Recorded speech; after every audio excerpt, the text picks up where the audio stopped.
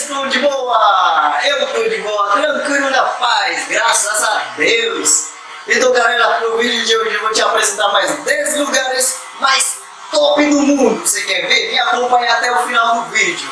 Vocês que ainda não se inscreveram no canal, faça isso agora. Deixa um like, compartilha com os amigos. Deixa eu falar crioulo rapidinho. Sabe a frente acaba de murmurar, se que numa forma, se que não você, muito bem, muito bom, muito você, muito tranquila. E vídeo de lá, muito bem, coisa de um disco de pelo no lugar. Atenção, ele usa uma como diz liberdade, é bem, não se liberdade, mas como para isso como podemos usar um pouco.